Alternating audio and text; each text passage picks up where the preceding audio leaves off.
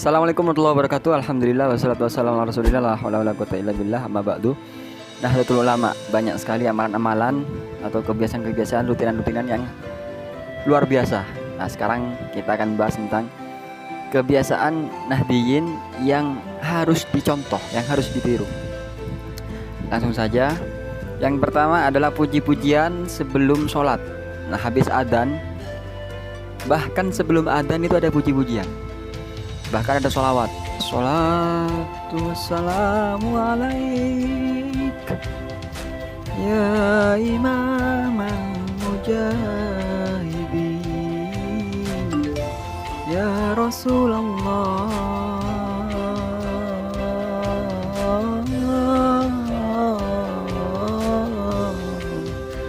Itu sholawat luar biasa memang. Jadi sebelum sholat ada puji-pujian, kadang syair tanpa waton, ngawiting sun lawan ciran, itu penuh makna. Itu kalau kita mau mendengar dengan serius, dengan pengkajian yang teliti. Kang aran soleh wa bagus hatine. Nah, orang soleh itu bagus hatinya. Itu semuanya penuh dengan hikmah. Sabar narimo najan pas-pasan, ngajarin untuk sabar, ikhlas, tawadhu, qanaah. Itu. Lalu puji-pujian setelah adzan sebelum sholat. Itu juga termasuk mengingatkan kepada orang yang sedang menanti sholat untuk berzikir atau berdoa. Bukan hanya puji-pujian, kadang ada doa. Rabbana zolamna anfusana. Sekarang menjelang Ramadan,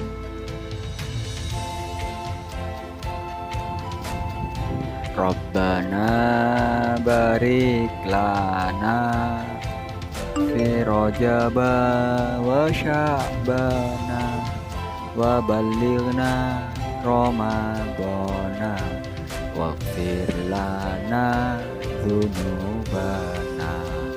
Itu doa, dan memang sunnah berdoalah antara adzan dan iqamah. NU mengamalkan. Jadi ini mengingatkan kepada jamaah yang diam saja. Boh, ini ada puji-pujian kok enak. Didengar saja sudah apa ya? Sudah terangsang untuk ikut berdoa. Apalagi ikut bergumam, bersuara. Luar biasa. Nah, zikir setelah sholat. Jadi ini kan ada dalilnya. Amalan NU ini agar supaya jamaah yang tidak tahu, yang tidak hafal, ngikutin imam. Sehingga yang tidak tahu pun di NU itu bisa mengamalkan sunnah-sunnah Nabi. Ya karena memang NU ini berkelompok, ramai-ramai. Itu yang harus kita lakukan, harus kompak. Nah ini cinta habaib. NU ini cinta habaib luar biasa. Menghormati ahlul bait, memuji, menjunjung tinggi para ahlul bait, luar biasa. Lalu NU ini banyak sekali majelis-majelis, terutama majelis sholawat. Jadi majelis sholawat ini sangat-sangat utama karena di dalamnya penuh mau'idhah hasanah dan ajakan untuk bersolawat. Sedangkan amalan yang pasti diterima adalah solawat. Luar biasa. Adimi sholata ala nabi Muhammadi faqabuluha hatmun biduni taraddudi. A'maluna bainal qabuli wa raddiha illa sholata ala nabi Muhammadi. Terus menerus engkau bersolawat, karena sholawatmu itu pasti diterima tanpa keraguan. A'maluna bainal qabuli wa raddiha. Amalan kita ini kadang diterima, kadang ditolak. Illa sholata ala nabi Muhammadi, kecuali sholawat pasti diterima. Bersolawat. Manut kiai ini luar biasanya NU. Manut kiai sama seperti yang tadi itu, zikir setelah sholat. Ada orang yang tidak tahu, ikut imam, manut pokoknya wis, manut wis. Ini perlu catatan, kiai yang mana yang harus kita manuti, kiai mana yang harus kita ikuti.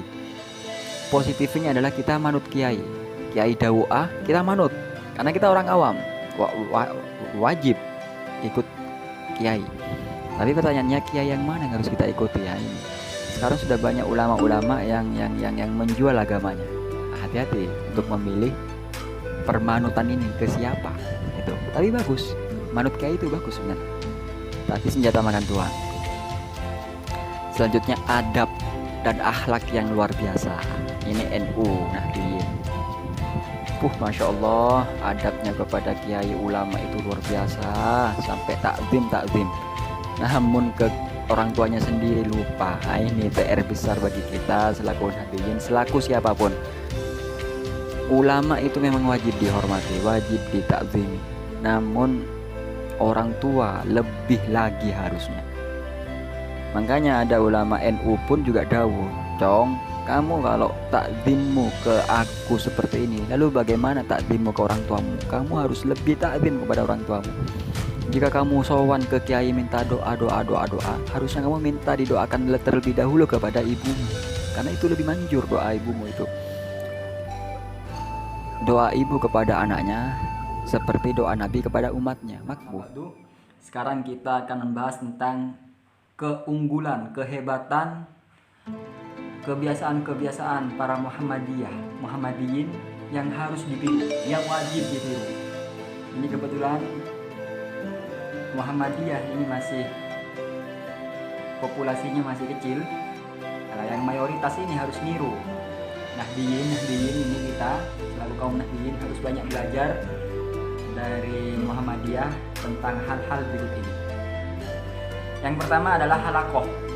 Muhammadiyah mesti rutin ada kegiatan halakoh kecil-kecilan. Biasanya habis sholat jamaah itu diskusi kecil-kecilan. Kadang habis maghrib nunggu isya itu halakoh kecil-kecilan. Jadi ini luar biasa untuk menambah ilmu, sehingga para Muhammadiyyin ini intelektualnya bagus. Setiap yang saya bahas ini memang tidak keseluruhan, hanya sebagian. Bisa jadi di tempat Anda tidak ada, di tempat kami ada. Sama halnya seperti yang kemarin tentang kebiasaan Muhammadiyah yang tak dibenarkan. Jadi itu tidak bisa dipukul rata memang. Apapun nggak bisa dipukul rata. Nah, Muhammadiyah yang saya analisa saat ini, apapun itu halakohnya bagus. Jadi intelektual para warga Muhammadiyyin itu bagus. Lalu manajemennya bagus, manajemen dakwahnya di segala bidang. Dari segi takmir masjidnya bagus, tertata. Jadi siapa yang jadi imam itu harus benar-benar paham tajwid, hafal Al-Quran, sehingga benar-benar aman dan makmum nyaman. Tertata, termanage. Apapun itu dari segi usahanya termanage. Jadi siapa pengelolanya, gila dunia enggak, fokus ibadah enggak. Karena Muhammadiyah ini mindsetnya adalah mengamalkan ajaran Islam ke segala bidang. Jadi orientasi hidupnya adalah dakwah di segala bidang, tidak gila dunia. Manajemen seperti ini bagus, diterapkan di segala bidang, sehingga apa yang terjadi? Semua amal usahanya berjalan dengan lancar. Penuh dengan intelektual. Muhammadiyah itu rata-rata kebanyakan adalah orang-orang yang berilmu, karena mereka tidak mau mandek dari segi keilmuan. Mereka terus mengasah ilmunya sehingga di segala bidang dia menguasainya. Maka muncullah banyak amal usaha Muhammadiyah, ya termasuk rumah sakit, lalu dimanage dengan baik sehingga rumah sakitnya berjalan dengan lancar, manajemennya bagus, panti asuhannya tersalurkan dengan betul. Jadi semua ini ketika manajemennya bagus, pengelolaannya bagus, maka hasilnya juga bagus. Eksternalnya, hasilnya, input, output, eksternalnya, hasilnya itu ya juga bagus. TK PAUD hasilnya nanti jadi anak yang soleh-solehah. RS-nya bagus, masjidnya tertata, imamnya tertata, segala macamnya tertata, panti asuhan, pondok pesantrennya semuanya tertata. Jadi tidak ada yang gila dunia karena manajemennya sudah bagus. Ini yang harus kita tiru dari Muhammadiyah. Barakallahu fikum. Assalamualaikum warahmatullahi wabarakatuh.